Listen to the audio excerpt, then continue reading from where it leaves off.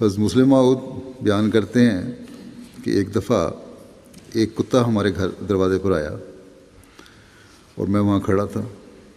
اندر کمرے میں صرف حضرت صاحب یعنی حضرت مسیم علیہ السلام تھے. میں نے اس کتے کو اشارہ کیا اور کہا کہ ٹیپو ٹیپو. حضرت صاحب بڑے غصے سے باہر آئے اور فرمایا تمہیں شرم نہیں آتی کہ انگریز نے تو دشمنی کی وجہ سے اپنے کتوں کا نام ایک صادق مسلمان کے نام پر ٹیپو رکھ دیا ہے اور تم ان کی نقل کر کے کتے کو ٹیپو کہتے ہو. خبردار آئندہ ایسی حرکت نہ کرنا. لکھتے ہیں کہ میری عمر شاید 8-9 سال کی تھی. وہ پہلا دن تھا جب میرے دل کے اندر سلطان ٹیپو کی محبت قائم ہو گئی اور میں نے سمجھا کہ سلطان ٹیپو کی قربانی رائے گاہ نہیں گئی. اللہ تعالیٰ نے اس کے نام کو اتنی برکت بخشی کہ خدا تعالیٰ کا مامور، زمانے کا مامور اس کی قدر کرتا ہے اور اس کے لیے غیرت رکھتا ہے.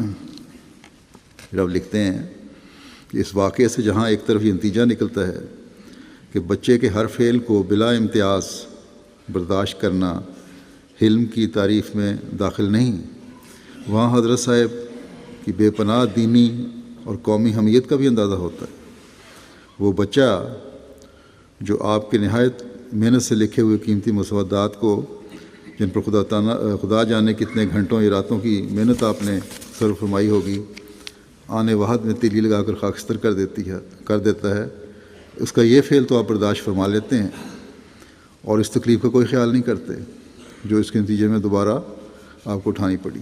یہ واقعہ جو اس کا حوالہ دے رہے ہیں وہ یہ ہے کہ ایک دفعہ حضرت مسلم موعود نے، چھوٹے تھے، بچے تھے، اپنے بچوں کے ساتھ کھیل رہے تھے، آ کے حضرت مسیم علیہ السلام کی تصنیف فرما رہے تھے. وہ کتاب جو مسودہ لکھا ہوا تھا وہ سارے کو آگ لگا دی، لیکن حضرت مسیم علیہ السلام نے کچھ نہیں کہا اس بات پہ.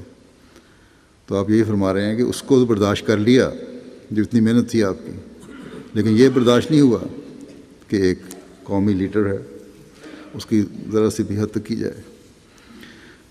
فرماتے ہیں لیکن ایک مسلمان سلطان جو قومی حمیت میں شہید ہوا اور جس کے ساتھ آپ کا اسلام کے سوا کوئی اور رشتہ نہ تھا، اس کے نام کو ایک بچے کا لا علمی کی بنا پر بھی اس رنگ میں لینا جس سے اس کی تحقیر ہوتی ہو، آپ سے برداشت نہ ہو سکا.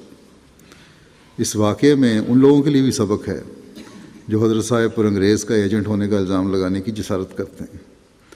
قومی حمیت سے لبریز وہ دل جو سلطان فتح علی ٹیپو کی محض اس لیے انتہائی عزت کرتا تھا